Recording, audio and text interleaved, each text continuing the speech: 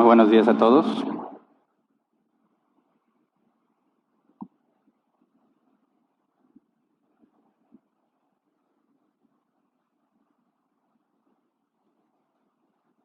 ¿Se siente alguna diferencia los que están en esta zona con el equipo? Chéquenle bien. Necesitamos evaluarlo. Estos equipos a ver si nos ayudan a resolver nuestro problema. Así que la opinión de ustedes es muy importante en esto, ¿verdad? Leemos las especificaciones del producto, las características, capacidades, etcétera, pero nunca va a ser lo mismo a tenerlo aquí funcionando. El objetivo es que lo vean funcionar, que perciban el beneficio para ver si es algo que realmente nos conviene. Así que por favor pongan mucha atención. Ustedes son parte de la decisión, ¿verdad? Todos juntos tenemos que llegar a una conclusión con respecto a esos aparatos para poder ayudarnos a nosotros mismos a concentrarnos al momento de estudiar la palabra de Dios. Ese es nuestro enfoque. Es el día del Señor, ¿verdad? Venimos a conocer a Dios por medio de su palabra. Venimos a cantar para Él, por Él. Cantamos para que nosotros recordemos lo que Dios ha dicho, para que tengamos frescas sus promesas, nuestra condición delante de Él. Pero es para Él, ¿verdad? La alabanza es para Dios. Entonces venimos a usar este día pudiendo hacer cualquier otra cosa, pudiendo dedicarlo a cualquier otra tarea que nos plazca, descansar porque ya mañana es lunes, etcétera, pero lo separamos para Dios y nuestro objetivo es venir a estudiar. Y necesitamos asegurarnos que no haya distracciones innecesarias para que podamos concentrarnos. Así que bueno, la semana pasada hicimos una pausa en nuestro estudio por ser el Día del Padre y hablamos en cierta forma relacionada, pero no directamente, la responsabilidad de los padres de instruir a sus hijos. Hoy vamos a retomar desde donde nos quedamos la semana antepasada, que habíamos estudiado el tema de mansedumbre. Vimos y comparamos lo que el término general o la manera en que generalmente es entendida la mansedumbre y el concepto bíblico de mansedumbre. Y vamos a partir de ahí para estudiar el día de hoy. Así que quiero hacer un resumen breve de lo que vimos hace 2 semanas con respecto al tema de mansedumbre. Usamos una definición que comenté de distintos diccionarios. Me parece que esta es la que transmite mejor el concepto genérico o lo que normalmente se entiende por mansedumbre. Dice esta definición: mansedumbre, que no ataca ni actúa con agresividad, sino que se muestra dócil en compañía de las personas y se deja tomar o acariciar. Por ejemplo, vacas mansas. Y dijimos que aunque sí hay personas que son como vacas mansas, no es el concepto bíblico, ¿verdad? Cuando hablamos de este concepto de mansedumbre y pensamos en un hombre manso o una mujer mansa, ¿qué es lo que nos viene a la mente? Una persona que nunca se defiende, una persona que siempre se queda callada, no importa lo que le dicen, una persona a quien la puedes molestar y cuestionar y hacer burla y nunca va a hacer nada para defenderse. Y ese es lamentablemente el concepto que se ha enseñado o transmitido erróneamente en el cristianismo, y los cristianos piensan que están haciendo lo correcto cuando se comportan así. La mayoría de las personas que tratan de ser cristianos mansos cometen el error de, partiendo de esta definición que proviene de nuestro contexto, nuestra cultura, llevan a una percepción muy equivocada de lo que es el cristianismo. Cuando los hombres o mujeres se comportan de esta manera, realmente son personas débiles, personas cobardes, que no pueden explicar lo que hacen, no pueden defender, no pueden argumentar el por qué hacen lo que hacen. Y eso, tristemente, ensucia el evangelio, ¿verdad? Los cobardes no hacen nada por sí mismos, mucho menos por los demás. Un hombre cobarde no se salva a sí mismo ante el peligro, ante la burla, no busca la manera de solucionar el problema y tampoco lo va a hacer para con los demás. Aquel que es cobarde va a ser cobarde cuando lo ataquen a él o cuando vea que atacan a otra persona. No se va a meter, no se va a involucrar porque es un cobarde. Ahora, en Mateo 11:29, Reina Valera 60, palabras de Jesús, dice: llevad mi yugo sobre vosotros y aprended de mí, que soy manso y humilde de corazón, y hallaréis descanso para vuestras almas. Nos hicimos la pregunta, si Jesús era manso, ¿también era un cobarde? La respuesta bíblica fue, por supuesto que no. Vimos varios ejemplos. Jesús demostró que tenía poder sobre los que fueron a aprenderlo. Cuando le dijo, ¿a quién buscas? Y luego contestó, yo soy. Todos cayeron al suelo. Jesús dejó muy en claro que tenía poder suficiente para evitar que fuese aprendido, pero se sujetó a la voluntad del Padre y dejó que lo aprendieran, que lo maltrataran y que lo mataran. Pero él demostró que no fue un cobarde. Este mismo Jesús, antes de que lo aprendieran, volcó las mesas en el templo y les llamó ladrones. Es el que dejaba sin argumentos a los fariseos, a los maestros de la ley, personas dedicadas a estudiar la palabra de Dios, respetadas por todos en aquella región. Bueno, Jesús los dejaba sin palabras porque nadie podía responder a los argumentos que Jesús daba. Apocalipsis describe a Jesús como aquel que está montado sobre un caballo con vestiduras teñidas en sangre, que juzga rectamente y hace la guerra. En el Antiguo Testamento, en Éxodo, se describe a Dios como un varón de guerra. Así que no, Jesús no era un cobarde, pero era manso. Vimos que la Biblia dice que no había nadie más manso que Moisés. Moisés mató a un egipcio. Todo lo que hizo para sacar al pueblo de Egipto, todo lo que soportó, todos los problemas con los que lidió, definitivamente no era un cobarde. David tampoco era un cobarde, ni Pablo, ni Pedro. Entonces, ¿cuál es el concepto bíblico de la mansedumbre? La clave está en las palabras de Jesús. Leamos de nuevo Mateo 11:29, Reina Valera 60. Dice, llevad mi yugo sobre vosotros y aprended de mí, que soy manso y humilde de corazón. La palabra manso, en griego, debe traducirse como, dice el diccionario Helps, la mansedumbre bíblica no es debilidad, sino que se refiere a ejercitar la fuerza de Dios bajo su control, es decir, demostrar poder sin dureza indebida. Demostrar poder sin dureza indebida. Cuando Jesús fue aprendido, Pedro atacó con su espada al siervo del sumo sacerdote. Esto es lo que Jesús le dijo. Juan 18, versículos 10 y 11. Simón Pedro, que tenía una espada, la desenfundó e hirió al siervo del sumo sacerdote cortándole la oreja derecha. El siervo se llamaba Malco. Vuelva esa espada a su funda, le ordenó Jesús a Pedro. ¿Acaso no he de beber el trago amargo que el Padre me da a beber? Y les comenté hace 2 domingos que este es, me parece, el ejemplo más claro de lo que es la mansedumbre. Pedro tenía espada, sabía usar la espada, pero Jesús le dijo que no la usara, que volviese a enfundar la espada. Aunque Pedro tenía la capacidad de hacer daño, sabía cómo hacer daño, de hecho hizo daño, Jesús le ordenó que enfundara la espada y sanó al siervo, ¿verdad? Sanando su oreja.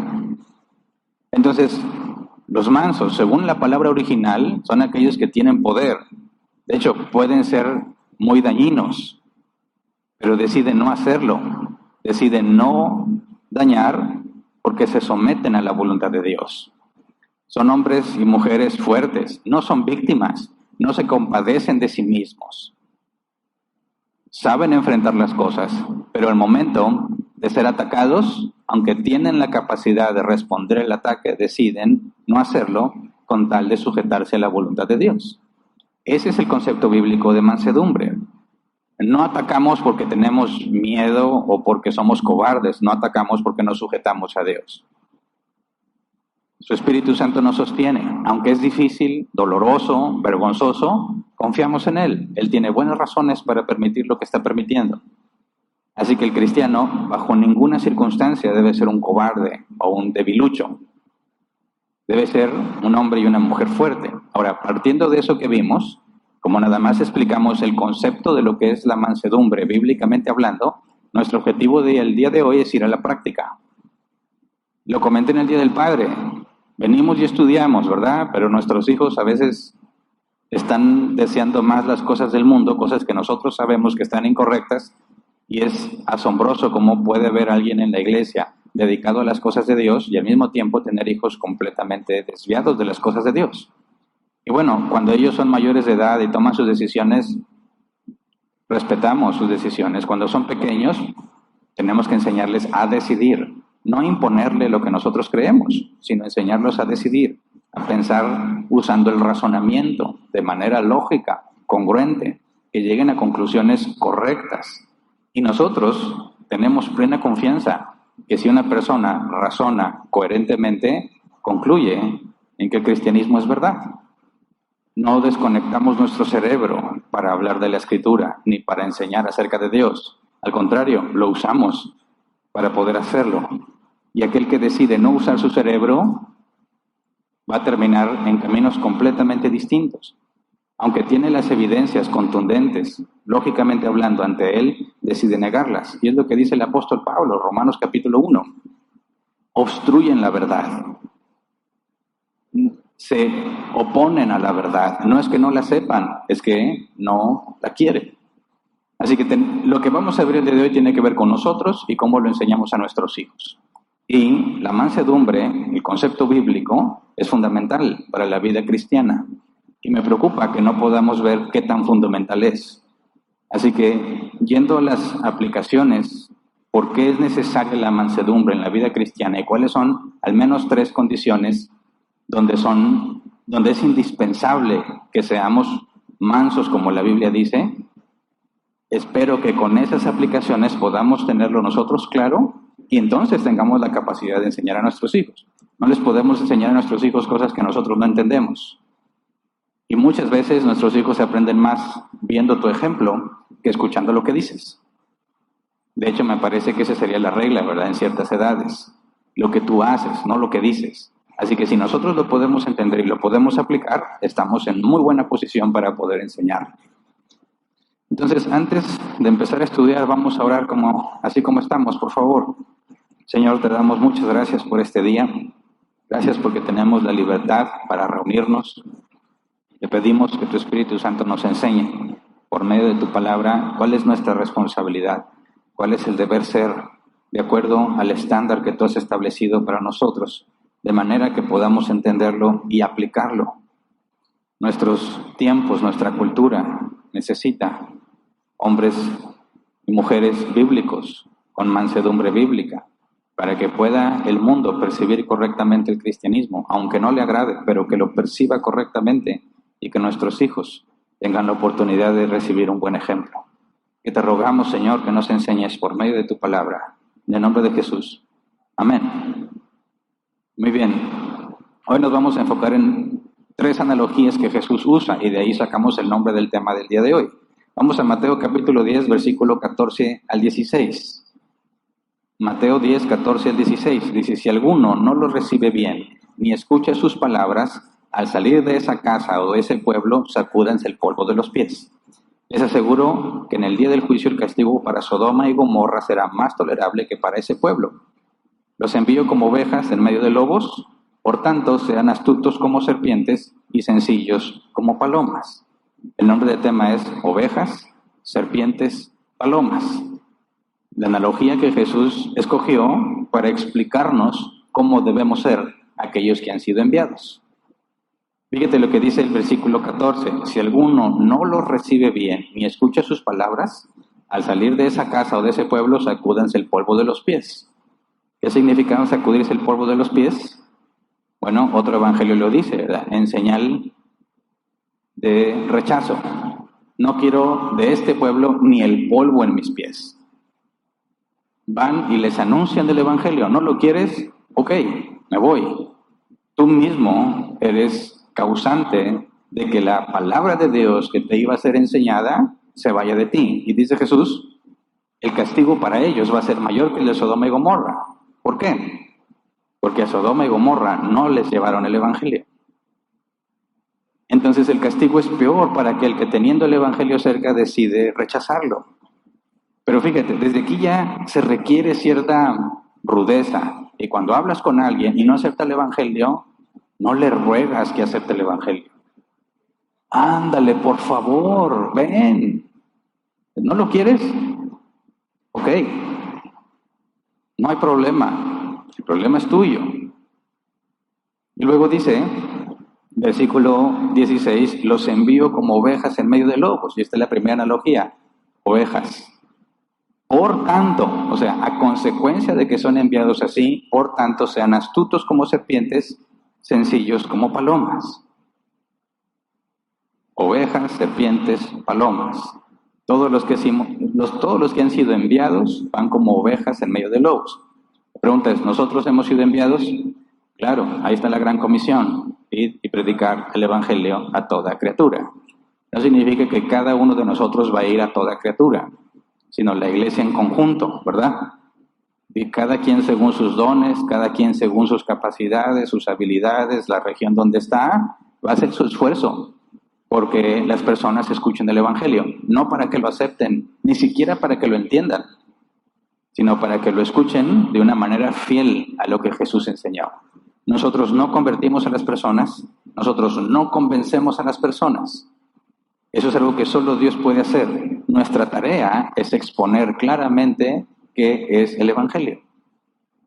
Así que cuando dice que los envío como ovejas en medio de lobos, tendríamos que analizar que Jesús escoge esos 3 animales: ovejas, serpientes y palomas. Y cada animal tiene características específicas, ¿verdad?, que los diferencia. Quizás entre oveja y paloma hay muchas coincidencias, pero definitivamente no con las serpientes. Entonces empecemos con la analogía de la oveja. Fíjate, fuiste enviado como oveja en medio del lobo. No es algo que tú decidiste, así se te envió. Pero cuando dice, por tanto, tienes que ser como serpiente y como paloma, eso indica que tenemos una responsabilidad, dado que fuimos enviados. Fuimos enviados, por consecuencia, somos responsables de estas cosas. Si consideras la figura o la imagen, la analogía de una oveja y los lobos, bueno, los lobos desean comerse las ovejas, ¿verdad? Y la oveja no tiene forma de hacerle daño a un lobo. ¿Tiene forma de defenderse? Pues corre, grita. Pero ya que está enfrentada con un lobo, no hay nada que la oveja le pueda hacer al lobo, ¿verdad? Está en total y completa desventaja. El lobo está diseñado para destrozar a la oveja y la oveja no tiene forma de dañar al lobo. Podrá darle cabezazo si quiere, pero pues no le va a funcionar, ¿verdad? Ahora, ¿por qué la analogía? Nosotros somos las ovejas. ¿Quiénes son los lobos? El mundo, a quienes somos enviados. Lo que Jesús dice es, el mensaje que tú llevas te pone en la situación de oveja y pone a los demás en condición de lobos. Esto no significa que vas a ir por la calle normalmente y la gente te va a atacar. No, ¿verdad? No hemos llegado a esos puntos como quizás al otro lado del mundo, en lugares donde los cristianos son perseguidos. Pueden perder la vida solamente por ser cristianos. En nuestra parte del mundo eso no nos pasa. Puedes caminar libremente por las calles donde tú quieras y la gente no te va a atacar, más ni saben que eres cristiano. Pero en el momento en que hables del evangelio, ahí es donde la condición en la que te encuentras es precisamente esta: ovejas y lobos. ¿Por qué? Porque el evangelio no es agradable a los oídos del mundo. Porque el evangelio consiste en decirte, eres pecador, mereces la condenación, y a menos que te humilles, vas a ir al lago de fuego, a un lugar donde tú mismo pagarás la consecuencia de todas las cosas que hiciste. Y a nadie le gusta que le digan que está mal. A nadie. Entonces eso te pone en una situación automática. Eres la oveja en medio de los lobos. Pero si nosotros decimos, bueno, soy oveja, si me quieren hacer daño, ¿no me puedo defender? Te puedes defender. Lo que no puedes hacer es atacar. Cuando Pablo se enteró por medio de, si no me equivoco, era un hijo de su prima, no me acuerdo bien el parentesco, planearon, complotearon, se juramentaron algunos, no vamos a comer hasta que matemos a Pablo. Le avisaron a Pablo y a Pablo avisó a las autoridades y lo protegieron, ¿verdad? En otras circunstancias lo bajaron a escondidas por la muralla de la ciudad. Pero hubo momentos en los que no pudo hacer nada para escapar y lo apedrearon hasta que consideraban que estaba muerto. Todos pensaron que había muerto y lo dejaron el cuerpo ahí tirado. Y dice la Escritura que luego Pablo se levantó, se sacudió y se regresó a la ciudad. En la ciudad donde lo habían apedreado, ¿verdad? Entonces, ¿se puede defender? ¿Puedes buscar una escapatoria? Sí. Pero cuando llega el momento de la confrontación, no puedes, no debes hacer daño. Veamos el caso de Esteban, aunque lo voy a hacer en forma resumida y parafraseada Para no consumir tiempo aquí, luego veremos un ejemplo con David que creo que está más claro. Esteban, sabemos que murió apedreado, ¿verdad? Esteban, dice la Escritura, el libro de los Hechos, que hacía milagros y señales. Dios le había dado esa capacidad de demostrar que el mensaje que anunciaba era genuino, porque él lo demostraba con evidencias sobrenaturales. Nadie le podría decir que lo que dice es falso, porque él tenía poder de parte de Dios para demostrar que precisamente Dios lo había enviado. Y él estaba predicándole a los judíos. Entraron en discusión, lo tomaron por la fuerza, lo acusaron falsamente con el objetivo de condenarlo a muerte. Esteban presentó su defensa. Ahí puedes ver todo un capítulo de Esteban presentando su defensa. Y en el punto culminante de su defensa le dice: todos ustedes son pecadores y todos ustedes han infringido la ley de Dios. La pregunta es, ¿qué tan sabio sería decirle a los que te quieren matar que están mal? ¿Cómo podrías evitar tu muerte diciéndoles que están mal cuando ya tienen autoridad sobre ti para quitarte la vida? Pero Esteban no trató de salvar su vida. Esteban dijo la verdad, lo que era necesario que escucharan, porque de otra manera no habría arrepentimiento. ¿Me explico? Esteban tiene que confrontarlos con su pecado porque es la única esperanza que tenemos de que acudan a un Salvador. ¿Se entiende? Y esa confrontación es la que molesta, es la que incomoda. ¿Qué hicieron? Dice literalmente, rechinaron sus dientes contra Esteban, lo sacaron de la ciudad y lo apedrearon hasta la muerte. ¿Y qué es lo que hizo Esteban? ¿Corrió? No. ¿Se defendió? ¿Esquivó algunas piedras? No. Oró por ellos y murió. Ahí está la analogía. Ovejas en medio de lobos. Ellos destrozaron a la oveja y la oveja nunca atacó a los lobos. ¿Podría Esteban haberse defendido? Por supuesto, físicamente hablando. Presentó su defensa mostrando el Evangelio, mostrando que no había hecho nada incorrecto. Y luego les predica el Evangelio a todos los que están ahí y a causa de eso se enojan contra él. Y Esteban soportó el dolor. No sé si alguna vez has investigado en qué consistían las lapidaciones en aquel entonces y en algunos países extremistas musulmanes. No es de que agarran la piedrita que encontraron y te la avientan a ver dónde te pega. No, son piedras enormes, directo a la cabeza, que lo que quieren es matarte. Y no te morías en la primer pedrada, ¿verdad? Gracias. Podía tomarles mucho tiempo acabar con la vida de una persona, dependía mucho de la piedra correcta en el lugar del cuerpo correcto. Y Esteban lo soportó. Ahí tienes el ejemplo de alguien que fue enviado como oveja entre lobos. Ahora, muy probablemente en este lado del mundo ninguno de nosotros vamos a experimentar algo similar. Normalmente no pasa de que te digan aleluyo, ¿verdad? Ay, eres un aleluyo. Y hay algunos que como quiera dicen: ay, Señor, sufro como soldado de Jesucristo, por favor. Pero no se trata de que, bueno, me voy a preparar porque un día me van a apedrear. No, sino que entiendes lo que Esteban hizo y que él efectivamente no puede atacar al lobo. ¿Por qué? Por decisión propia, porque se somete a la voluntad de Dios.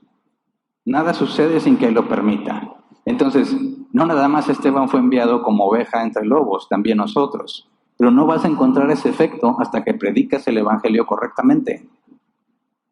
El que escucha el Evangelio bíblico va a reaccionar solamente de una de dos formas.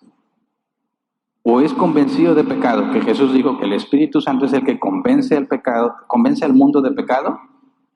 Es convencido de pecado, se da cuenta que realmente es un pecador y el Evangelio consiste en ofrecerle la salvación que solo viene por medio de Jesucristo y está condicionada al arrepentimiento. Esa es la reacción que todos quisiéramos ver en los que escuchan el Evangelio. La otra reacción es molestia y cada persona lo va a manifestar de distintas maneras. Algunos son muy respetuosos, te van a decir: ¿sabes qué? Ya no me estás molestando, vamos a hablar de otra cosa. Pero tú sabes que es una molestia. De hecho, eso es lo difícil de hablar del Evangelio. que es incómodo. Lo más fácil es no decirle nada a nadie, que cada quien viva su vida como quiera, pero tenemos este mandato, ir y predicar el Evangelio. Y no puedes hablar del Salvador si no has demostrado que son pecadores. Entonces, todos nosotros tenemos que enfrentar esas situaciones cada que pretendas hablar del Evangelio. Y te va a pasar en cualquier lugar, en el trabajo, en la escuela, con tus vecinos, en donde andes. Ahora, Jesús dice, te envía de esa forma. Te vas a encontrar personas muy agresivas y no puedes atacarlos. Jesús dice, te envío como oveja en medio de lobos. Por lo tanto, tienen que ser astutos como serpientes, ¿verdad? Sencillos, dice la NBI, como palomas. Astutos, la palabra griega, inteligente, prudente, sensato, sabio. El diccionario que lo traduce así, perspectiva personal que regule el comportamiento externo. Y me gusta cómo le explica, fíjate bien. Inteligente, prudente, sensato, ¿verdad? ¿Quién es alguien prudente? Normalmente que controla su boca. No dice todo lo que está pensando. Dice lo que está pensando de una manera correcta en el momento correcto. Ahí está la prudencia al hablar. Y lo que dice el diccionario es perspectiva personal, o sea, interna, que regula el comportamiento externo. ¿Cómo percibo las cosas? Y esto me lleva a regular cómo me comporto externamente. Entonces, cuando alguien es imprudente al hablar, porque dice las cosas sin filtro, así como lo pensó, así lo dijo. Y no era quizás el momento correcto ni las palabras correctas para decirlo. Pero si mi percepción personal es de tener cuidado, no quiero ofender a nadie, pero como quiera sé que tengo que decir la verdad, entonces pienso bien lo que voy a decir y el momento en el que lo voy a decir, pero lo tengo que decir. Tenemos que ser astutos como serpientes, y cuando leemos aquí la serpiente, muchos en automático piensan en Satán. ¿Cómo voy a ser como Satán? ¿Por qué Satán? Porque Génesis 3 dice que el serpiente, el más astuto de todos los animales, y fue quien tentó a Eva. Sí, pero hay un detalle, que en el hebreo es el serpiente, no la serpiente. No es que Satanás literalmente fuese una serpiente, sino que es un calificativo. El serpiente, el que era mucho más astuto que Adán y Eva. Porque la astucia de la serpiente también está relacionada a cosas negativas. Mira, vamos a un ejemplo en 2 de Corintios 12:16. Palabras del apóstol Pablo, usando de ironía. Dice, en todo caso no les he sido una carga. Es que, como soy tan astuto, les tendí una trampa para estafarlos. Fíjate el sentido negativo de la astucia. Dice el comentario Cambridge, la sabiduría de una serpiente es pasar desapercibida. Dice Pablo, es que como soy tan astuto, les tendrí una trampa para estafarlos. O sea, todos pensaban bien de Pablo, pero supuestamente atrás había una mala intención para estafarlos. Ahí ves la astucia aplicada en algo negativo. Es tan astuto que no percibes lo que en realidad está haciendo. Y cuando te das cuenta, ya es demasiado tarde. Lo sigilosa que una serpiente puede hacer al acercarse. Las serpientes, aunque no son venenosas todas, son peligrosas desde la perspectiva del reino animal. Están preparadas para hacer daño, ¿verdad? Su visión, la forma en que perciben los aromas en el viento por medio de la lengua. No importa si es de día o de noche, normalmente sus víctimas no están tan adaptadas y no perciben que hay una serpiente cerca. Ahora, ¿cómo es que Jesús nos pide que seamos como serpientes? Normalmente eso lo asociamos al mal, al que es frío y calculador y está buscando cómo obtener beneficio de ti sin que te des cuenta. Y es más, algunos son tan astutos que hasta tú quedas contento. Hiciste lo que ellos querían, como ellos querían, y al final dices, qué bien me siento por lo que hice. A ese punto pueden llegar los que son astutos como serpientes. El comentario Pulpe dice, la prudencia de la serpiente es especialmente evidente en la rapidez de su percepción del peligro y la rapidez con que se escapa de él. Y aquí es otra perspectiva. Precisamente las habilidades de la serpiente le ayudan a evitar el peligro. Percibe cosas que no le convienen, no le benefician y ni se acerca. Aquí el comentarista trata de darle otro sentido a la astucia de la serpiente. Lo que nosotros podemos concluir partiendo del ejemplo del animal es que su astucia la hace muy peligrosa y muy eficiente para evitarse peligros. Y Jesús dice, sean astutos como serpientes, y luego va un contraste. Tienen que ser sencillos como palomas, ¿verdad?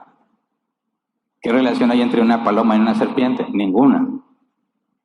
La paloma, la palabra sencilla, o como debería traducirse en griego, pura, sin mezcla, Diccionario Hebb lo traduce así, que no está contaminada por motivos pecaminosos, es decir, lo hace con buenos motivos, no con malas intenciones, por lo tanto no te va a hacer daño. Una paloma, por lo que dice la palabra en original, es alguien inofensivo, inocente. Entonces dice Jesús que seas inocente o inofensivo como paloma. Y tenemos también en la Biblia dos aplicaciones, una negativamente y una positivamente. Negativamente, vamos a Oseas capítulo 7, versículo 11. Oseas 7:11 dice, Efraín es como una paloma torpe y sin entendimiento, que unas veces pide ayuda a Egipto y otras recurre a Asiria. Torpe y sin entendimiento la paloma. No creo que Jesús nos esté diciendo eso, ¿verdad? Pero hace un claro énfasis al hecho de que es inofensiva, no hay nada que pueda hacer por sí misma. Ahora un caso positivo. Vamos a Mateo 3:16. Tan pronto como Jesús fue bautizado, subió del agua. En ese momento se abrió el cielo y vio el Espíritu de Dios bajar como una paloma y posarse sobre él. Y aquí está hablando de la pureza. El hecho de que es inofensiva, sin mezcla. Entonces, hay aspectos positivos y negativos. Obviamente, no nos está pidiendo Jesús que seamos torpes y sin entendimiento. Eso sería contrario a lo que él enseñó. Pero podemos concluir que no puede ser al mismo tiempo y en el mismo sentido como serpiente y como paloma, ¿verdad? Porque son opuestos. Y he escuchado a algunos decir, aquí hay una contradicción. Jesús está pidiendo cosas sin sentido, porque no puede ser como serpiente y como paloma. Sí se puede. Porque para que tengamos una contradicción lógica, tiene que ser en el mismo sentido y al mismo tiempo. No podemos ser como serpiente y como paloma en el mismo sentido y al mismo tiempo. No se puede, eso sí sería una contradicción. Pero el sentido es lo que va a determinar si es una contradicción o una paradoja. ¿Qué es una paradoja? Algo que parece contradictorio, pero en realidad no lo es. Entonces el apóstol Pablo nos resuelve la duda. Vamos a Romanos 16, versículos 17 al 19. Dice, les ruego, hermanos, que se cuiden de los que causan divisiones y dificultades y van en contra de lo que a ustedes se les ha enseñado. Apártense de ellos. Tales individuos no sirven a Cristo nuestro Señor, sino a sus propios deseos. Con palabras suaves y lisonjeras engañan a los ingenuos. Versículo 19. Es cierto que ustedes viven en obediencia, lo que es bien conocido de todos y me alegra mucho, pero quiero que sean sagaces para el bien e inocentes para el mal. La palabra sagaces está directamente relacionada a la palabra astutos en el griego. Así que Pablo nos da el sentido. Somos como serpientes para el bien, como palomas para el mal. No hay contradicción. Como serpientes para el bien, astutos para el bien. Como palomas, inocentes, inofensivos para el mal. Es decir, no hago lo malo. Soy inofensivo a la hora de hacer lo malo. No puedo hacer lo malo, pero soy muy astuto a la hora de hacer lo bueno. Entonces, debemos imitar la astucia de la serpiente para hacer lo bueno y la inocencia o el ser inofensivo como paloma a la hora de hacer lo malo. Pero nunca cobardes. Proverbios 28:1 dice, el malvado huye aunque nadie lo persiga, pero el justo vive confiado como un león. Entonces, esta astucia para hacer lo bueno implica una manera de pensar, una manera de comportarse, como cuando la serpiente va a atacar a su presa, bueno, nosotros no atacamos, nosotros aprovechamos el momento para hacer lo correcto. Pero se requiere esa astucia. Ahora, vamos al caso del rey David, porque ser astuto como serpiente y sencillo o inocente como paloma, esta dualidad de que puedo hacer daño, pero no lo hago, es lo que vimos en la mansedumbre, ¿verdad? Ser manso es tener la capacidad de hacer daño, pero decidir no hacerlo. Ahora, David fue un hombre manso, y quiero que veamos este ejemplo porque me parece que David fue astuto como serpiente, pero sencillo como paloma. Vamos a 1 de Samuel, capítulo 24, versículo 1 al 12. NBI. Dice, cuando Saúl regresó de perseguir a los filisteos, le informaron que David estaba en el desierto de Engadi. Entonces Saúl tomó consigo 3 batallones de hombres escogidos de todo Israel y se fue por los peñascos de las cabras en busca de David y de sus hombres. Pausa. Saúl quiere matar a David. Versículo 3. Por el camino llegó un redil de ovejas y como había una cueva en el lugar, entró allí para hacer sus necesidades. David estaba escondido en el fondo de la cueva con sus hombres. Pausa.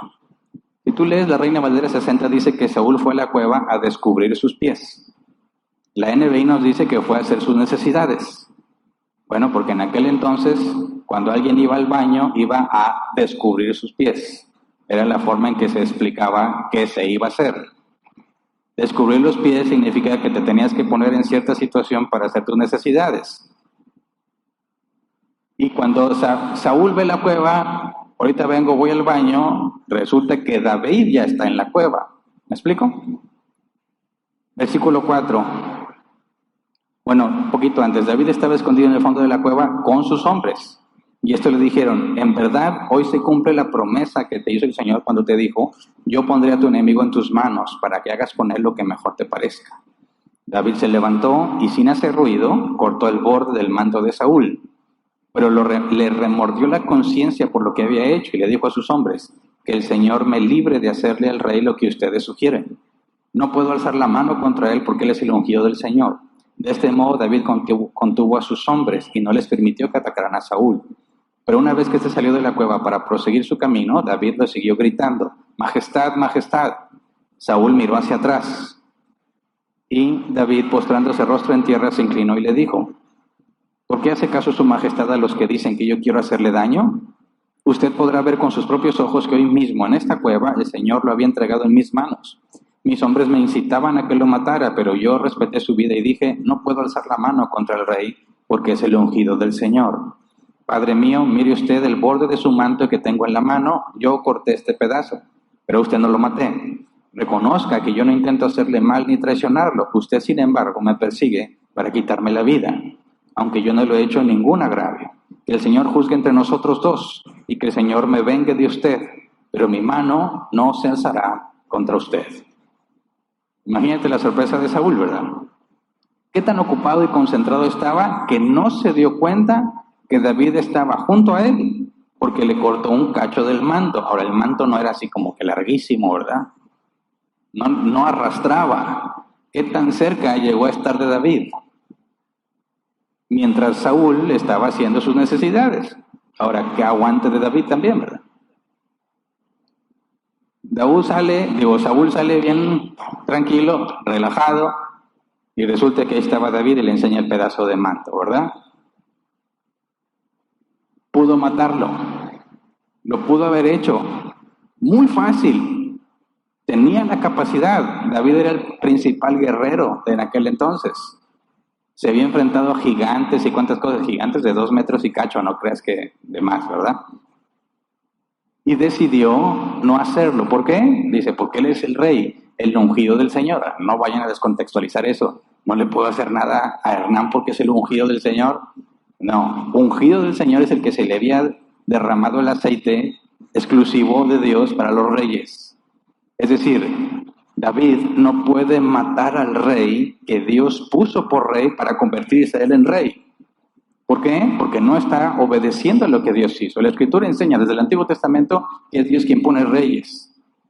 Entonces, por favor, hermanos, si se van a quejar de nuestro presidente, aunque tengamos muchas razones para quejarnos, tienes que tener mucho cuidado de cómo te quejas, porque quien lo puso allí es Dios.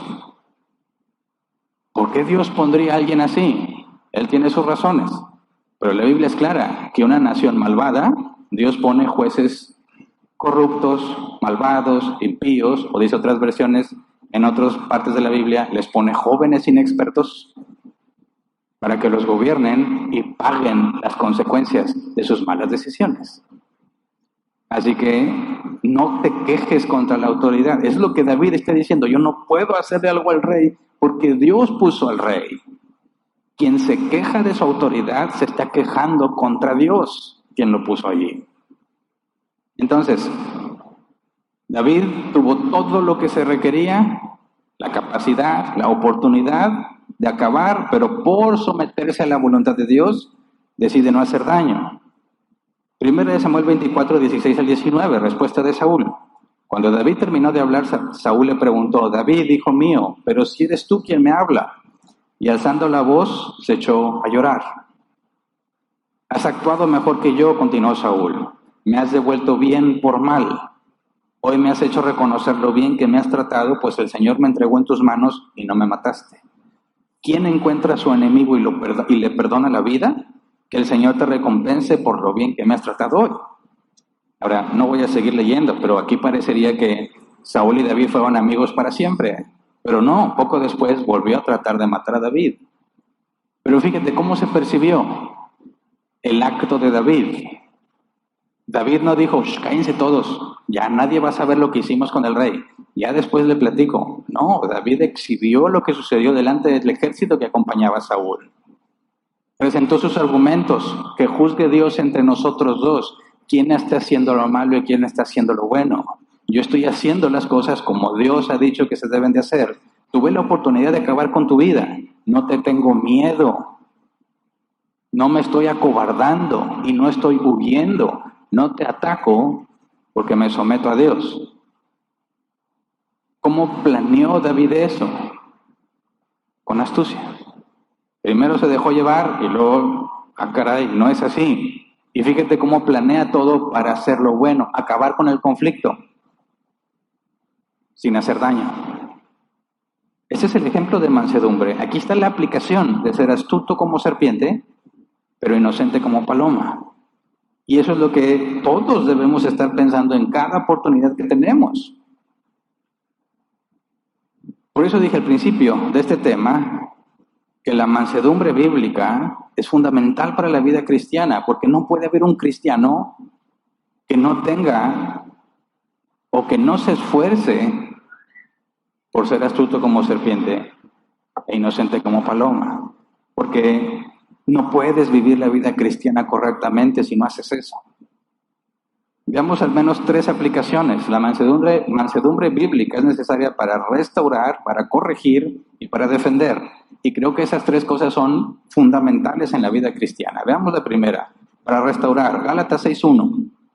Dice: hermanos, si alguien es sorprendido en pecado, ustedes que son espirituales deben restaurarlo con una actitud humilde.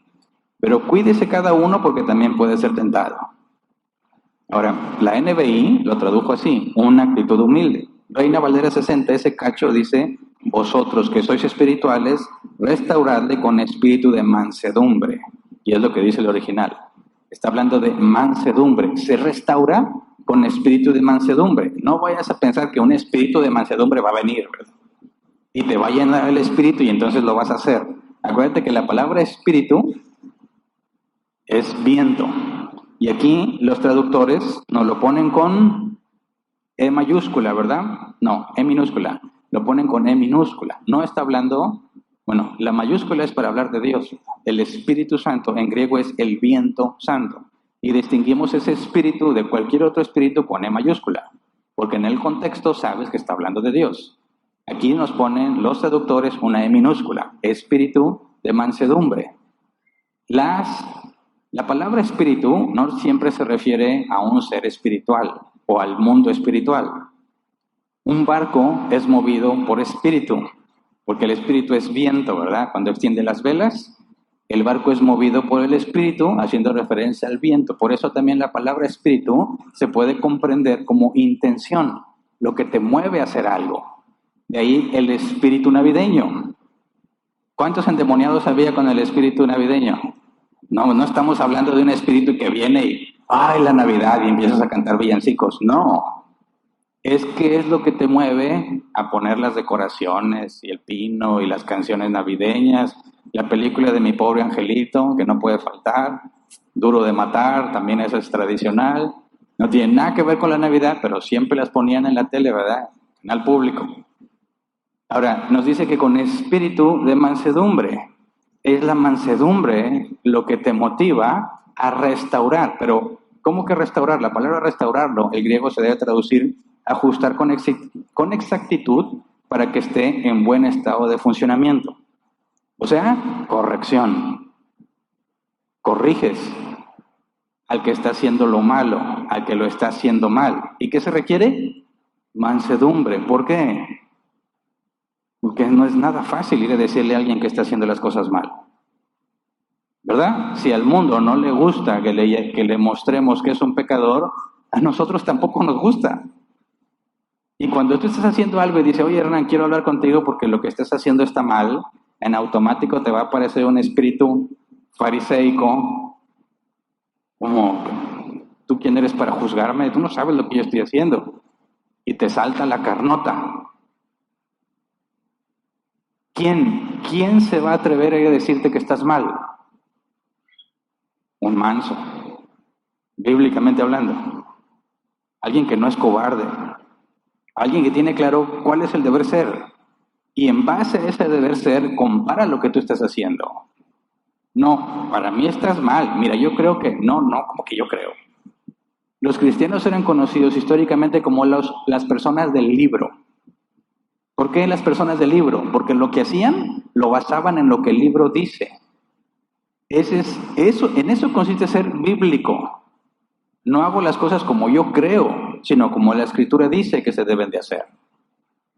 Entonces, se requiere de mansedumbre, de la astucia de la serpiente, para ir a decir a alguien que está mal, sabiendo que se va a molestar. Y como sabes que se va a molestar, vas a buscar el momento apropiado y las palabras apropiadas para decírselo, pero no puedes dejar de decírselo. ¿Por qué? ¿No es más fácil hacer como que nadie vio? Estás viendo que está haciendo y, ay Dios, ¿para qué me haces ver? No, pues allá que Hernán vaya y le diga. Que vaya el anciano Ismael, o para eso son ancianos, ¿no? No, si tú ya viste el pecado, ¿cuál es tu responsabilidad? Espíritu de mansedumbre e ir a corregirlo. Un cobarde jamás va a hacer eso. Un cobarde va a hacer como que no vio nada. Pero los cobardes no deben de estar en el reino de Dios. Porque incluso entre los pecados más desagradables que te puedas pensar mencionados en la Escritura, también están los mentirosos y los chismosos, como aquellos que no heredarán el reino de los cielos. Los cobardes están mencionados ahí. Se requiere mucho valor para ir a confrontar a alguien. Y es lo que dice aquí, restaurarlo, un espíritu de mansedumbre. Los cristianos no podemos acobardarnos ante esas cosas. Tenemos que tener claro qué dice la Biblia para poder ir a corregir. Si no, ¿en base a qué corriges? Si no tienes un estándar, no hay forma en que puedas medir nada. A menos que definas qué es bueno y qué es malo, no puedes juzgar el comportamiento de ningún individuo. Aquellos, no sé si les he hecho este experimento, cuando alguien dice, mira, para mí la verdad es relativa, depende de cada quien, ¿verdad? ¿Robin Hood era bueno o era malo? Robaba a los ricos para dar a los pobres. ¿Qué tiene de malo? Los ricos tienen mucho, ¿verdad? Y es más, se hicieron ricos por corruptos, robándole a los pobres. Así que le quito a los ricos para dar a los pobres. Y a mucha gente le encanta y le fascina esa idea porque son pobres. Pero ¿cuál es la perspectiva del rico? Robin Hood no era un héroe, era un ladrón, porque le está robando su dinero. Ahora te pregunto yo, para el cristiano, ¿Robin Hood era un héroe o un ladrón? No me digas que las dos cosas, porque son contradictorias. No se puede. ¿Era un héroe o un ladrón? Un ladrón. ¿En base a qué me baso? A la Escritura. No robes, dice el mandamiento. Pero tiene un buen propósito. Lo que dice ahí es, no robes, independientemente de tus intenciones. Pero si tú no tienes un estándar de referencia, para ti Robin Hood va a ser el héroe soñado, para otros va a ser un malvado, y cada quien lo percibe como quiera. Un cristiano no puede hacer eso. ¿Por qué? Porque Jesús dijo, yo soy el camino, la verdad y la vida. Decir que no existe la verdad, porque eso es lo que dices cuando todo es relativo y depende de quién lo vea, estás diciendo la verdad absoluta no existe. Estás negando principalmente a Dios. Así que si tenemos un estándar y tú lo conoces, es fácil comparar quién está bien y quién está mal. Y entonces, con espíritu de mansedumbre, vas y le dices, ¿qué pasaría? ¿Qué sería de nosotros si nadie dice nada? Imagínate cuál es el engaño en el que estaríamos viviendo. Es decir, aquí todos amamos a Dios y queremos obedecerlo, pero cada quien hace lo que quiere y nadie dice nada. ¡Qué bola de hipócritas! ¿Verdad? ¿Ves lo que está mal? Yo no soy nadie para juzgar. Y nadie juzga. Y nadie dice nada. Y tienes hombres, mujeres corruptos, adúlteros, despilfarrando dinero de la iglesia, un mugrero con la gente que vive ahí, señores con más familias, mujeres engañando a sus esposos, pero todos se reúnen y se dan años de pureza en la iglesia. Dices, eso es absurdo. Hacia allá está destinada la iglesia, que no tiene una referencia bíblica y que no tiene el valor de confrontar a su hermano que está pecando. Así que sí, se requiere valor para ir a corregir a alguien. No puedes decir, como tristemente muchos cristianos, es que aquí nos amamos y lo más importante es el amor. Yo te amo y tú me amas y no nos metemos, cada quien su vida, ¿verdad? ¿Para qué nos metemos en problemas? Pero vamos a 1 Corintios 13, versículo 4 al 7. 1 Corintios 13, 4 al 7. El amor es paciente, es bondadoso, el amor no es envidioso, ni jactancioso, ni orgulloso, no se comporta con rudeza, no es egoísta, no se enoja fácilmente, no guarda rencor. El amor no se deleita en la maldad, sino que se regocija con la verdad, todo lo disculpa, todo lo cree, todo lo espera, todo lo soporta. Esta definición de amor lo he visto en personas que ni siquiera son cristianos, pero ahí lo tienen. Tienen sus separadores en el carro, me acuerdo cuando estaba en la universidad, ahí tenían en la libreta. Todo lo cree, todo lo perdona. A todos nos gusta eso, ¿verdad? Que me van a perdonar todo lo que haga, aunque lo están sacando de contexto. Dice, no se deleita en la maldad, versículo 6. El amor no se deleita en la maldad. ¿Qué es la maldad? La ausencia del bien. ¿Cómo definimos qué es el bien? Dios es el bien. Todo lo que sea de acuerdo a Dios es bueno. Lo demás es malo. La Biblia nos habla de quién es Dios. Esa es la fuente, el estándar. ¿Qué estás haciendo tú? Lo opuesto a lo que dice aquí, estás mal. Y mi amor por ti no me lleva a no decirte nada, porque el amor no se deleita en la maldad. Te tengo que decir que estás mal. Pero si yo no tengo el valor que se requiere, peco yo y dejo que el otro siga pecando. Y nos engañamos los dos diciendo que amamos a Dios, que no tenemos el valor de hacer lo que Él ha mandado que hagamos. ¿Se entiende? Qué difícil es ser cristiano en esa perspectiva, porque nos vemos todos aquí y no puedes vivir de que, ay no, quién sabe, voy a hacer algo y me van a venir a aplicar Mateo 18. Estás pecando, Hernán. Pero si vives con una conciencia limpia, buscando hacer lo que agrada a Dios, y alguien viene y te dice, estás mal, ¿por qué estoy mal? Mira lo que dice la Biblia y lo que estás haciendo tú. Si tú realmente amas a Dios y quieres seguirlo, vas a decir, tienes razón, perdóname, gracias. Y cambias tu comportamiento. Y fíjate cómo eso edifica a toda la congregación, para que todos nos cuidemos, hacer lo correcto porque nos amamos y no nos deleitamos en lo malo. Por eso tiene que ver con la restauración. Le ayudas a alguien a salir de ese problema. Ahora vamos a la segunda aplicación. La mansedumbre bíblica es necesaria para corregir el error. Segunda de Timoteo 2, versículo 24 al 25, Reina Valera 60, por favor, que lo traduce correctamente. Segunda de Timoteo 2, 24 y 25, Reina Valera 60, dice, porque el siervo del Señor no debe ser contencioso, sino amable para con todos, apto para enseñar, sufrido, que con mansedumbre corrija a los que se oponen, por si quizá Dios les concede que se arrepientan para conocer la verdad. Mansedumbre para corregir. Aquí estamos hablando de doctrina. En el pasado, lo que acabamos de leer ahorita, es para restaurar, es alguien que está haciendo lo incorrecto. Aquí es para corregir la doctrina incorrecta de alguien. Lo que Priscila y Aquila hicieron con Apolos. Apolos andaba predicando y andaba desviado. Su evangelio no era correcto. Priscila y Aquila lo toman aparte, lo enseñan para corregir la predicación de Apolos, y luego Apolos continúa con su servicio y se le describe como un varón elocuente, poderoso en palabra, que fue corregido por Priscila y Aquila. Y se requiere valor para corregir a la persona.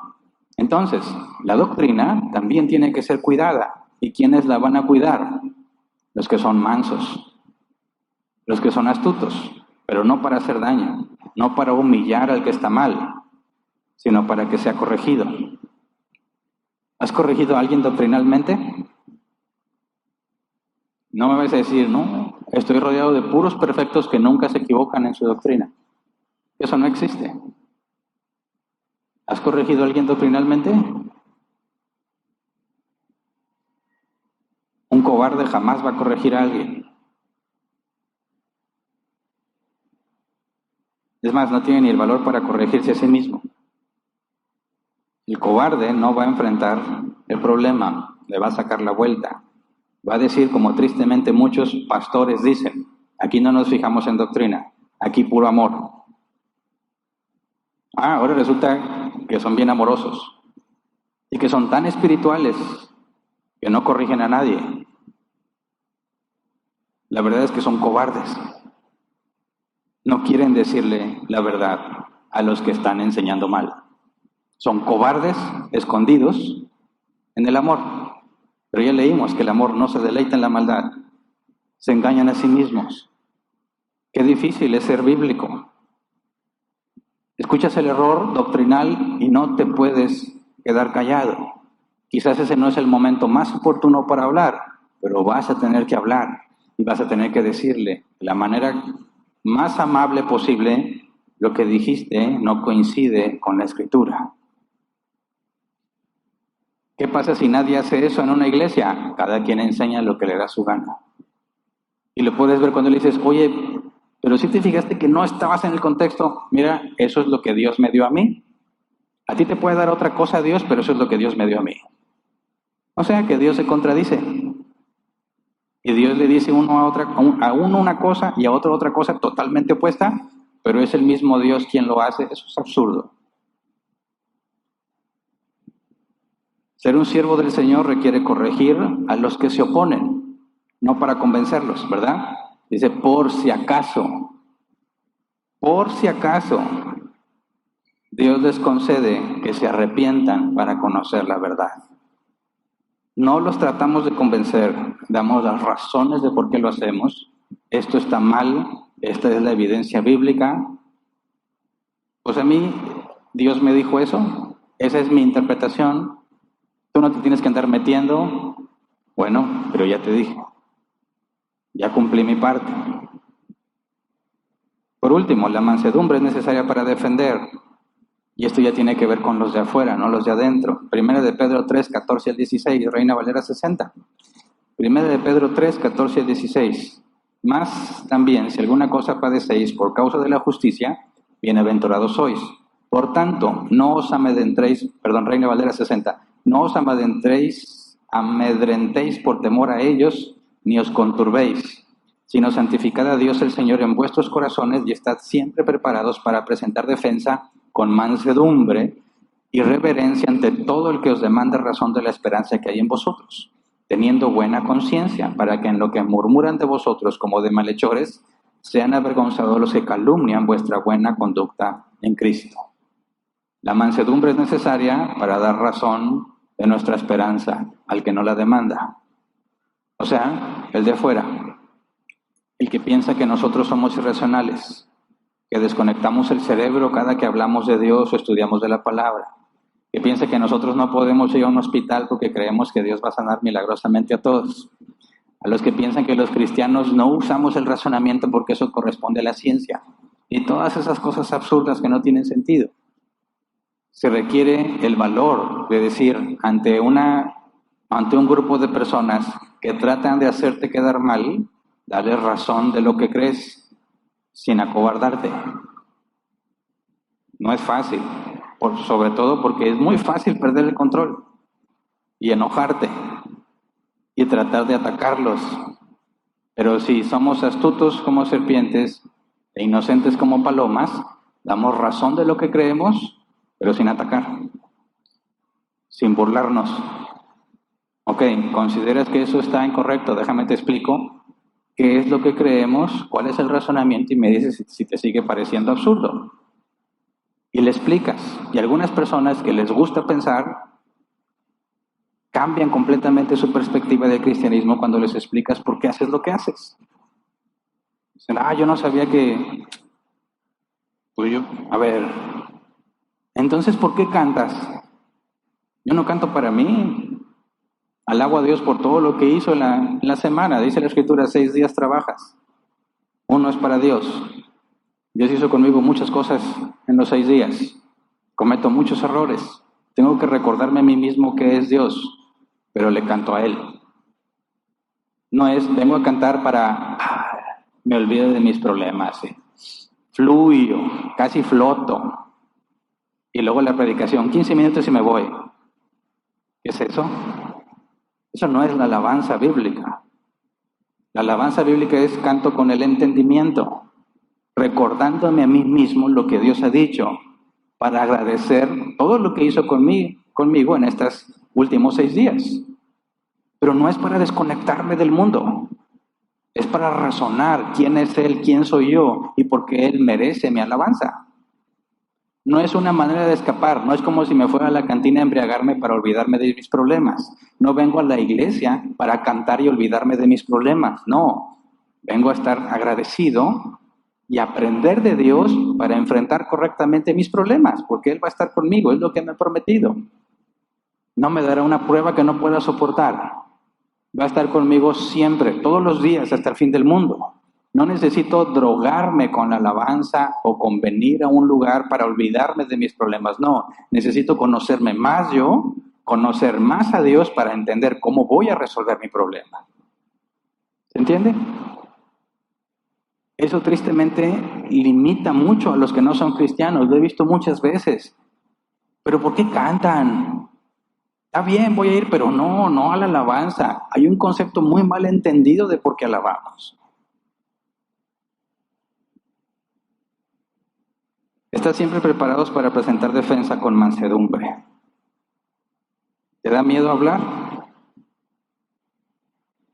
Es otra cosa muy común que he escuchado. Sí, Hernán, sí, pero ahí da mucho miedo. ¿Qué tal si lo que voy a decir no está bien? Todos tenemos la posibilidad de equivocarnos, ¿verdad? Pero ¿cómo le hacemos para que cumplas lo que dice aquí? Estás preparado para presentar defensa con mansedumbre al que te demanda razón de la esperanza, una respuesta lógica, congruente. Te tienes que preparar. ¿Sabes por qué te da miedo? Porque no te sientes preparado. Nervioso, te puedes sentir nervioso siempre que tú quieras. Pero temeroso, eso no. Ya lo estudiamos. Tenemos el mandato, no temas. El miedo viene porque no te sientes preparado. Y no te sientes preparado porque no te preparas. Y la preparación no nada más es leer, también es aplicarlo. ¿Cuántas veces has intentado dar razón de tu esperanza a alguien? Nunca. La primera vez te vas a sentir bien nervioso. Nunca has pasado por ahí. Vas a decir cosas y te vas a equivocar. No lo vas a decir como tú querías. No lo vas a repetir como lo leíste. No te vas a acordar de todas estas cosas que te acuerdas antes de ir. Mira, le voy a decir así esto y esto y esto. Sale el tema y blanco. Se te olvidó todo. ¿Tiene sentido? No confías en lo que sabes. No tratamos de convencerlos. por si acaso Dios les permite entenderlo. Pero te preparas para decir, si me preguntan sobre esto, ¿por qué lo hago? Porque les parece ilógico, déjame te doy el razonamiento de por qué lo hago y dime si te sigue pareciendo ilógico. No es para ganarles, no es para convencerlos, es dar una explicación de por qué lo hacemos. Dios decide si lo entienden o no. Entonces, en esas tres áreas, ninguno puede ser un cobarde, porque ya se desvió él y dejó que otros se desviaran. Hace mucho daño la cobardía en la iglesia. Necesitamos ser mansos, bíblicamente hablando, y si lo somos nosotros, daremos el ejemplo correcto a nuestros hijos, porque tarde o temprano van a estar en esa situación. ¿Qué va a hacer tu hijo cuando se quieran burlar de él porque cree en Dios? ¿Cómo va a explicar tu hijo por qué él no está de acuerdo con el aborto? ¿Por qué considera que la vida es sagrada? ¿Cómo va a explicar tu hijo por qué venir a la iglesia no es algo vergonzoso? ¿Por qué permanecer virgen hasta el matrimonio no es vergonzoso? ¿Por qué evitar que otros se burlen y no burlarse de otros? ¿Por qué eso es lo correcto? ¿Cómo le va a hacer cuando lo quieran, dicen, funar de sus redes sociales? ¿Van a llorar? ¿Se van a suicidar? No, porque no son unos cobardes. Porque lo vio en sus padres. Porque los ha escuchado cómo hablan y cómo dan razón de lo que creen. Porque le han explicado a él qué cree y por qué lo cree. Para que cuando le hagan la pregunta, él se extrañe y diga, ¿por qué me preguntas eso? Es muy obvio, déjame te explico, porque están ambientados a esos temas, no le tienen miedo a esos temas, los han escuchado, los han razonado y pueden explicarle a otros lo que ellos piensan. Eso es lo que se requiere, pero si tú como padre no lo haces, pones a tus hijos en una situación mucho más complicada. Dios en su misericordia puede hacer que tus hijos aprendan, pero el medio establecido por Dios es a través de nosotros los padres. Entonces, ser cristiano requiere que seas rudo, que aguanta, no se quiebra.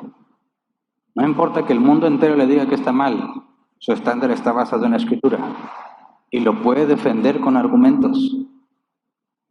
A la gente no le va a gustar, pero no van a poder decir que es absurdo lo que el cristiano cree y lo que el cristiano piensa. Los cobardes distorsionan el evangelio con el mundo y es muy triste. No todos son cobardes, pero yo he conocido muchos muy cobardes que no quieren decirle a nadie que están mal.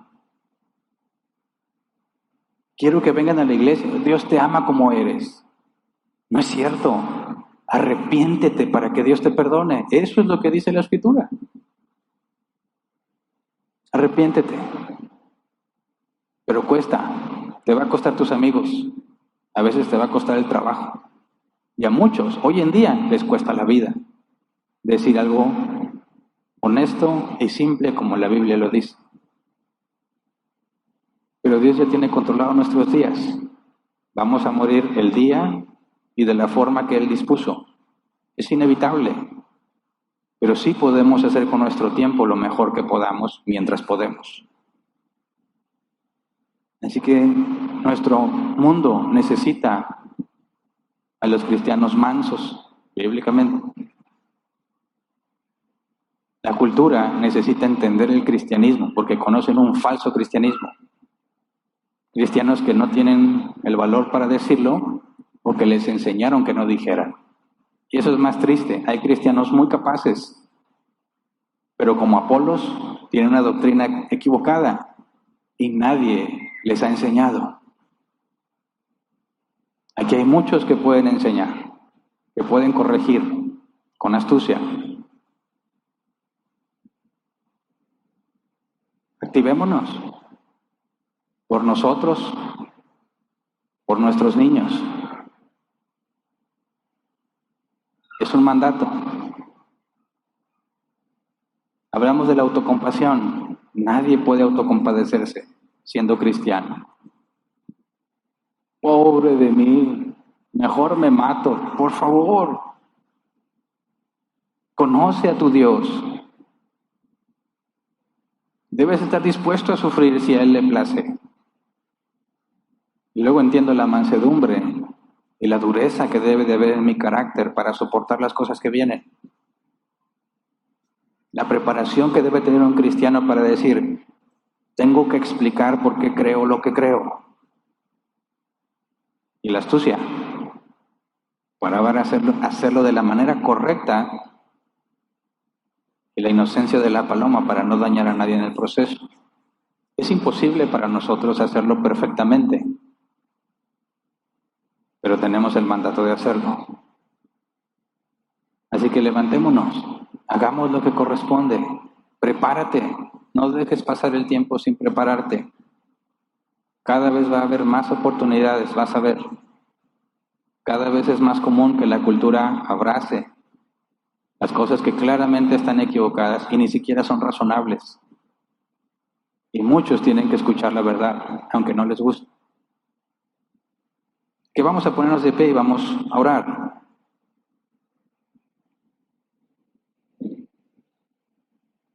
Ovejas, serpientes y palomas. Una descripción de un siervo enviado. Comparémonos con ese estándar. Jesús es la muestra. Todos tenemos mucho que hacer, mucho que mejorar, pero avanza. ¿No te sientes preparado? Pide ayuda. ¿Tienes dudas? Pregunta. ¿No entiendes? Dinos. Buscamos la manera de ayudar a los que no lo han entendido. Estamos en la mejor disposición de ser lo más útiles que podamos para que avances en las cosas de Dios. Es nuestra responsabilidad buscar que todos seamos edificados, que todos vayamos por medio de la doctrina bíblica creciendo en unidad, es lo que dice la palabra, creciendo en unidad para no ser arrastrados por cualquier viento de doctrina. Por nosotros tenemos el mandato, por nuestros hijos, que tengan el ejemplo correcto. Se van a burlar de ellos tarde o temprano. Van a tratar de acosarlos tarde o temprano. Empieza a hablar con ellos. Enséñales cómo deben enfrentar esas cosas. Nuestra cultura lo necesita. Dios dirá quién se humilla y quién no, quién viene a buscar a Dios y quién no, pero tenemos que ser fieles al proclamarlo. Vamos a orar. Señor, ayúdanos porque somos cobardes. Preferimos nuestra comodidad, nuestra paz, en lugar de entrar en conflictos. Enséñanos a ser astutos para evitar el conflicto, a menos que sea necesario hacer lo que corresponde. Enséñanos a decir la verdad con astucia, buscando la oportunidad, las palabras correctas, pero que no nos quedemos callados, Señor. Enséñanos a enfrentar el rechazo como corresponde. Aún dice la Escritura, si padre y madre me rechazarán, con todo Dios me recibirá. Enséñanos, Padre, la única aprobación que cuenta para nosotros es la tuya. La palabra dice que en el mundo tendréis aflicción, pero confiad, yo he vencido al mundo. Confiamos en ti, Señor, experimentamos la aflicción de este mundo todos los días. Enséñanos a confiar en ti, a conocerte cada vez más, a preparar nuestros cerebros, nuestras mentes, nuestros razonamientos, adaptarse a tu palabra, estar preparados para aprovechar la oportunidad de dar testimonio de lo que creemos, por qué lo creemos, Señor, cómo lo aplicamos. Entre nosotros, Padre, danos el valor para confrontarnos como hermanos en Cristo, para amarnos como la Biblia lo demanda, como tu palabra demanda que nos amemos, no deleitándonos en la maldad. buscando el beneficio uno de los otros. Danos gracia al momento en que hablamos del error. Danos gracia al momento en que confrontamos el error, ya sea con nuestro hermano en Cristo o con aquel que demanda razón de nuestra esperanza. Señor, hay tantas cosas que podríamos decir, tanto que aprender, tanto que estudiar. Te rogamos que, como tú dijiste de tu Espíritu Santo, nos recordaría todas las cosas que tú has dicho. Que cuando nos demanden y nos presenten en los tribunales, sean legales o no, dijiste que tu Espíritu Santo nos daría que hablar. Así que enséñanos, Padre, a profundizar, a comprender, buscar entender cada vez más y mejor tu palabra, para que cuando llegue la hora de hablar, no confiemos en nosotros mismos, sino que tu Espíritu Santo nos mostrará qué decir de todo lo que nos has enseñado, de todo lo que nos has aprendido, según la circunstancia en la que estemos. Enséñanos a depender de tu Espíritu Santo para decir lo correcto en el momento correcto. Concédenos, Señor, ver el milagro de la restauración, ver personas que aceptan la corrección, ser personas que aceptamos la corrección. Que podamos ver, Señor, cómo los que no te conocen pueden comprender, aunque lo rechacen, pero que puedan comprender que es razonable lo que nos has mandado a hacer. Es razonable la forma en que vivimos y que realmente es de mucho beneficio para el mundo. Ayúdanos a cambiar la mala imagen que nuestra cultura tiene del cristianismo por causa de nuestros errores, nuestras negligencias. Enséñanos a cambiar la percepción del reino de los cielos ante tanto hombre que roba a sus congregantes, tantos hombres que se aprovechan de sus iglesias para beneficiarse a sí mismos, tantos que enseñan el error con tal de obtener un beneficio propio. Señor, el mundo no ha visto, no ha escuchado tu evangelio, porque muchos de nosotros lo predicamos erróneamente. Concédenos, Padre, la oportunidad y la capacidad para que puedan escuchar el evangelio bíblico, para que puedan verlo en nuestra congregación, para que puedan verlo en cada una de nuestras vidas, en nuestra casa, en nuestro trabajo, en nuestros estudios. Que puedan ver una congruencia entre lo que decimos y lo que hacemos, imperfecta, porque somos imperfectos, pero congruentes. Señor, concédenos glorificar tu nombre en todo lo que hacemos.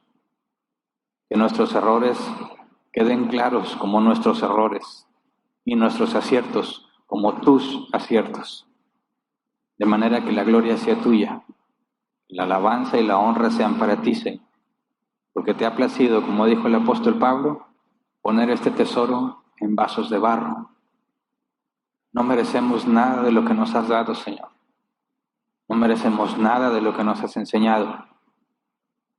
Lo hiciste por tu soberana voluntad y lo que te rogamos, que nos permitas vivir agradecidos, sirviéndote, Señor, correctamente, para la gloria de tu nombre. Te lo pedimos en el nombre de Jesús. Amén. ¿Pueden sentarse? Pasemos a la sección de preguntas.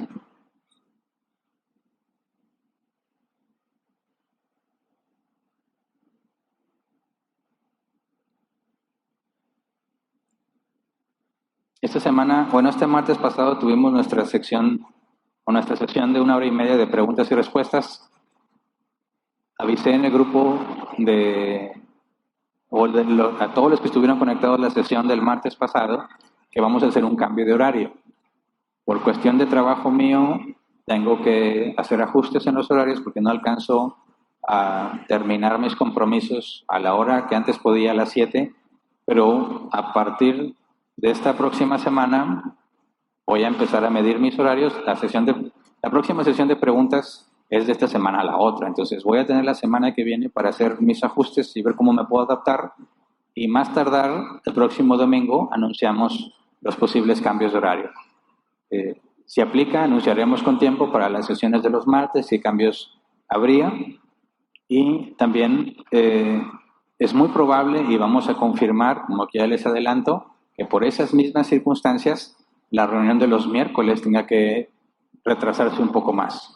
Es muy probable que la reunión de los miércoles, en lugar de ser a las 8, sea a las 8:30. Sería un poco nada más lo que se recorrería para poder yo alcanzar a estar aquí con ustedes. Como quieran, les adelanto, pero de manera formal, el próximo domingo anunciaremos si realmente va a ser necesario ese cambio de horario o no, pero de que sí va a cambiar la sesión de preguntas es así. Falta validar bien el miércoles, pero es muy probable que sí cambie. Por ahora, nuestra sesión de preguntas ahora es de 15 minutos y voy a esforzarme por responder tantas preguntas como alcance el tiempo. Los que quieran preguntar se pueden agregar a nuestro grupo de WhatsApp, ahí está el código en pantalla. Te agregas, haces tu pregunta, yo les voy leyendo en el orden en que fueron llegando. Aquellos que no están en el grupo, nos están acompañando en línea, puedes hacer tu pregunta en los comentarios de Facebook, en los comentarios de YouTube, y aquí lo canalizan al grupo. Preguntas que no tengan nada que ver con el tema, las mandaré al final. Si hay tiempo, procedo a responderlas. Si no, pues les invito a la sesión de preguntas de los martes cada 2 semanas. Muy bien, el tiempo empieza a correr cuando empieza a leer. Voy a leer la primera, dice Jacel Ramírez. Buenos días, pastor. ¿Astuto y prudente son las mismas cosas? No necesariamente. La astucia tiene que ver más, como dice el diccionario Helps, la percepción personal que regula tu comportamiento externo, ¿verdad? Cómo es que percibes las cosas y cómo te comportas. La prudencia está relacionada, pero no es exactamente lo mismo. Luego dice, la prudencia y la fe son diferentes, ¿sí? La fe es mejor traducida como confianza. La fe no es creer. Los demonios creen y tiemblan, dice la Escritura, y los demonios no tienen fe. Fe, por la palabra griega pistis, debe ser traducida como confianza. Confiamos porque según la palabra original, pistis en griego es persuadido por medio de argumentos y evidencias. Entonces la palabra debe traducirse como confianza. Confianza porque tenemos la evidencia de que es confiable. Entonces, fe y prudencia no están relacionadas. Dice, pregunto porque muchos usan la fe con prudencia. Por ejemplo, cuando dicen, yo tengo fe que no me voy a contagiar. Y no son prudentes en usar máscara o lavarse las manos, etcétera, porque Dios lo librará. No, eso es tentar a Dios. Satanás le dijo a Jesús, si eres el Hijo de Dios, aviéntate de aquí, que la palabra dice que sus ángeles te guardarán para que no tropieces. Y Jesús le dijo a Satanás, no tentarás al Señor tu Dios. Tentar a Dios es hacer algo contrario a la palabra de Dios, supuestamente confiando en Dios. Entonces, decir que porque tienes fe no te vas a contagiar, es lo que ha llevado a muchos que ya se murieron. Hace tiempo les había comentado, ¿verdad? Una persona me habló para ver si todavía estaba vivo. Hernán, todavía estás vivo. Pues están muriendo muchos pastores. Muchísimos pastores se murieron. ¿Y sabes una característica común? No todos, pero muchos de ellos tomaron un versículo de la Biblia que decía, mas la plaga no tocará tu casa. Y dijeron, yo me apropio de esa promesa. Y no usaban cubrebocas, ni gel, ni nada. Se murieron. Imprudentes y tentaron a Dios, ¿verdad? La Biblia no nos llama nada de ese tipo. ¿Le podría dar un ejemplo hoy en día acerca de cómo ser astutos y palomas al mismo tiempo? Bueno, ya di varios ejemplos durante el estudio. Siguiente, Victoria Flores. Cuando un cristiano corrige a otro cristiano con doctrina errónea y no entiende y no acepta la corrección, ¿tendría que insistir o caigo en la categoría de cobarde? ¿No? Mateo 18, 15 al 17 te da el proceso. Tú le haces ver, tratas de hacerle ver su error de manera personal, ¿verdad? Sin decirle a nadie más, tú y él. Si no te hace caso, entonces traes 2 o más testigos. Si con los testigos no entiende, dice Jesús, dilo a la iglesia. Los ancianos de la iglesia tienen que examinar y presentar la situación ante la congregación, para que entre todos se determine si es erróneo o no, y si realmente esta persona está equivocada, todos traten de persuadirla. Y si como quiera, no quiere, a pesar de que toda la iglesia ya intentó persuadirlo, entonces queda expulsado. Ese es el camino a seguir. Siguiente, también Victoria Flores, cuando comparto el evangelio con mi familia, mamá, hermanas, que no son cristianas, y esto me ha llevado a un alejamiento con ellas, ya casi no tenemos una relación, ¿dejaría de seguir insistiendo? Mira,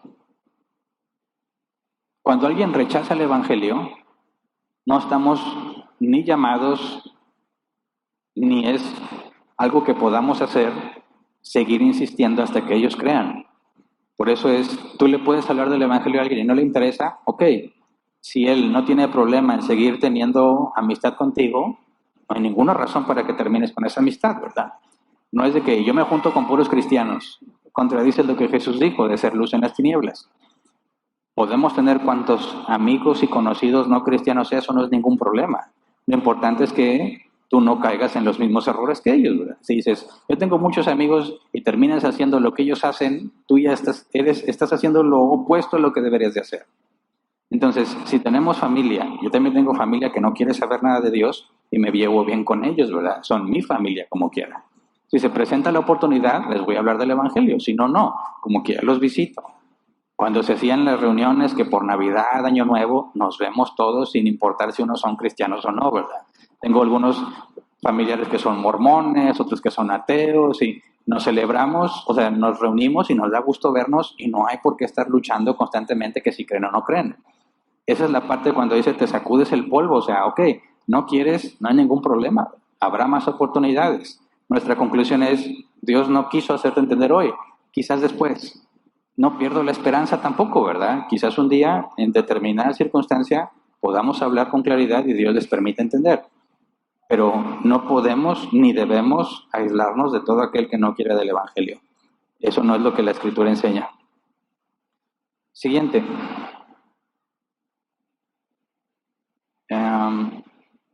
Dice Carly Gard, cuando tienes un conflicto con un o una líder de la congregación por inmadurez de y la corriges, pero no entiende, y sigue en conflicto, ¿debes cortar vínculo con y orar por ella? No, debes avanzar al segundo paso de Mateo 18, versículo 16. Toma testigos y traten de hacerle ver su error. No hace caso, entonces ve a las autoridades de la iglesia, los pastores, o si es un solo pastor, pues vas con ese pastor, demuestras la evidencia bíblica, y ese pastor, puesto que es pastor, tiene la obligación de proceder con lo que Jesús demandó bíblicamente. Tiene que ser juzgado públicamente esa persona, dado que no se arrepiente. Si vas con el pastor y dice que no importa, bueno, y ahora debes de empezar a preguntarte qué estás haciendo en una iglesia donde no les importa la disciplina, ¿verdad? No tienes nada que hacer ahí una vez que tienes la evidencia de que no les importa. 3 marcas hay que se decidieron desde el tiempo de la Reforma. 3 marcas de la verdadera iglesia. Predicación fiel de la Escritura, predicación fiel del Evangelio, guardar los sacramentos, mesa del Señor y bautismo de los que se convierten. Y el tercero es disciplina. Sin la disciplina es un caos, no sirve de nada lo que hace la iglesia, porque sería como en el tiempo de los jueces. Cada quien hace lo que mejor le parece y están desobedeciendo una instrucción directa de parte de Jesús. Entonces, cualquiera de los que nos están escuchando tiene que proceder por el proceso de Mateo 18. Ahí hay un tema en fundamentos, creo que está dividido en 5 o 6 partes de cómo proceder para que tú hagas lo que corresponde, y si en el camino te das cuenta que estás en una congregación donde no les importa la Biblia, bueno, Dios te acaba de mostrar que ya no debes seguir ahí, ¿verdad? Siguiente. ¿Cómo responder cuando te dicen calvinista o extremista solo por explicar lo que crees? Cabe recalcar que no me autonombro así. Pues mira, lo primero que hay que aclarar, ¿qué es el calvinismo? Porque hay mucho prejuicio con respecto a eso. Si calvinismo es estar de acuerdo con las doctrinas de la gracia, el tulip es bíblico. Decir que eres calvinista en ese sentido sería decir que eres bíblico. Y no tendrías por qué avergonzarte ni sentirte mal, ¿verdad? Mira, si no te dicen calvinista, te lo van a decir directo así. Eres bíblico y por eso no te queremos aquí. Fue lo que nos dijeron a nosotros en la Alianza de Pastores. Ustedes son demasiado bíblicos, así no podemos trabajar. No lloramos ni nos sentimos mal, al contrario, como los apóstoles. Cuando te hacen el feo o te quieren maltratar porque tú sigues la Escritura, es motivo de orgullo. Entonces, si te dicen calvinista y tú ya les explicaste en qué consiste eso, y si lo que tú les estás explicando es bíblico, y se burlan de ti por ser bíblico, agradece a Dios. Dice, los apóstoles se tomaban por dignos de sufrir afrentas, de ser rechazados o maltratados a causa de la verdad. Bíblicamente eso es una bendición, saber que te están tratando en cierta manera como trataron a Jesús y a los suyos, que por decir la verdad tratan de avergonzarte o humillarte. Siguiente, Eduardo Zúñiga. Pastor, buenas tardes. ¿Sería buena idea los grupos de debates dentro de la iglesia? Depende mucho del contexto, de la preparación de los que van a debatir y de la madurez. Creo que principalmente la madurez. Mira, hace creo ya como unos 6 años nosotros intentamos algo así y fue un caos. Terminaron deschongados, enojados, peleados. Dijimos, ¿sabes qué? Jamás. No es el método. No con los que estábamos en ese momento. Estaban las reglas claras y luego no les gustaban las reglas. No, fue un caos. No es así, aprendimos, ¿verdad? Pero eso no significa que en otras congregaciones pueda funcionar. Entonces, hay que ir con cautela, principalmente la madurez de aceptar que alguien te diga que estás mal, ¿verdad? O que te demuestren que no estás del todo correcto. Y ahí empiezan las discusiones. Pablo debatía todos los días en las sinagogas.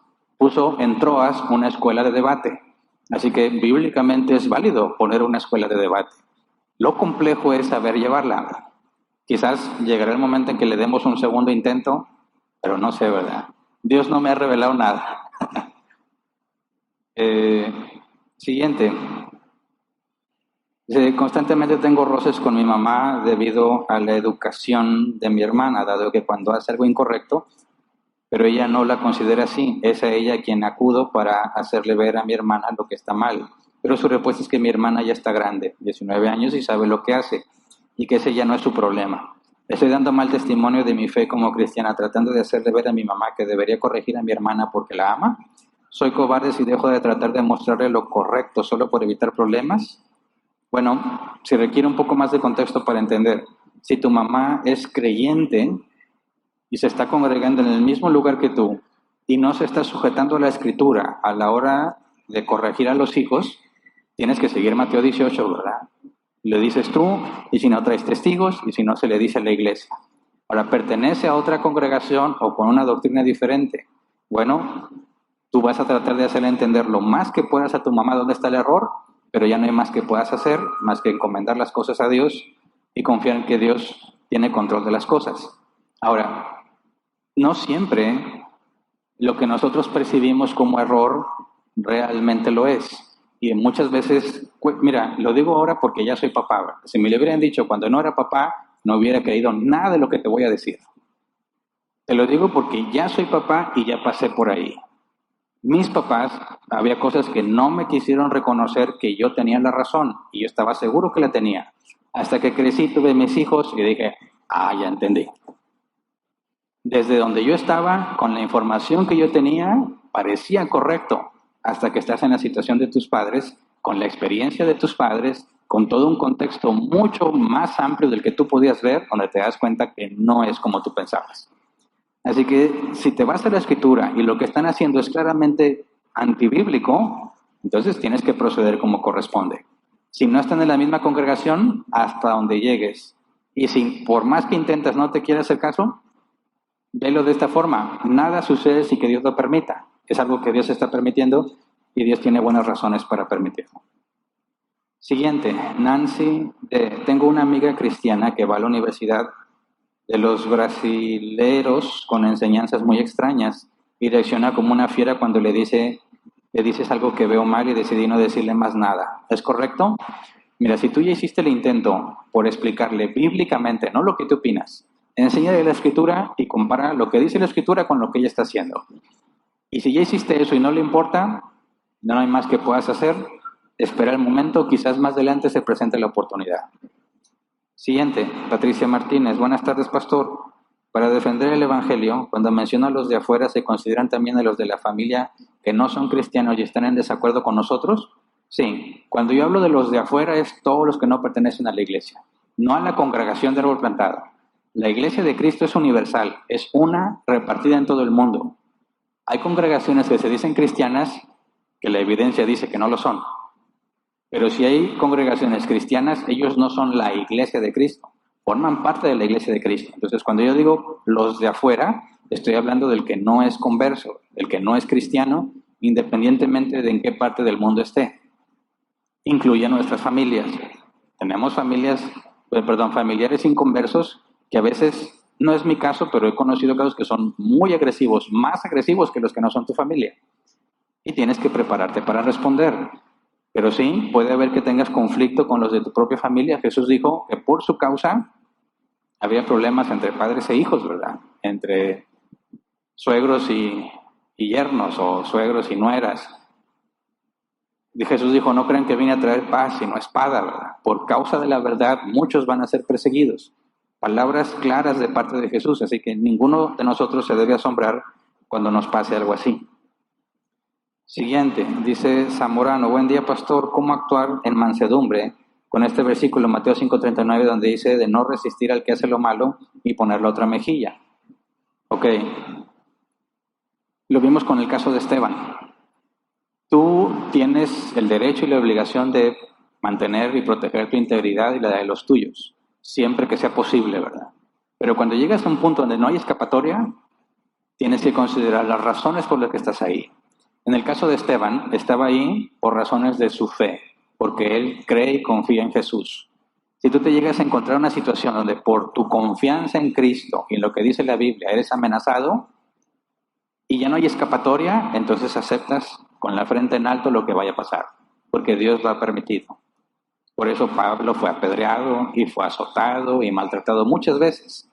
En muchas pudo huir, no en todas. Entonces, cuando dice que no resistas al malo y que pongas la otra mejilla, te lleva a una situación en ese punto, ¿verdad? Donde ya no hay escapatoria, donde ya tienes la confrontación y simplemente tienes que ser sencillo como paloma, no atacas. Esteban se defendió y después lo apedrearon y ya no contraatacó. Esa es la parte. Si ya estás en esa situación y te bofetean, no ataques, ¿verdad? Tampoco significa que vas a dejar que te peguen cuanto quieran, ¿verdad? Pero no debes de atacar. Se acabó el tiempo. Muy bien. Gracias a todos por su atención. Los dejo de nuevo con el pastor Ismael. Cuídense, evalúen bien el aparato ese y nos gustaría escuchar su retroalimentación, cómo se sintieron hoy. ¿Ok? Muchas gracias a todos.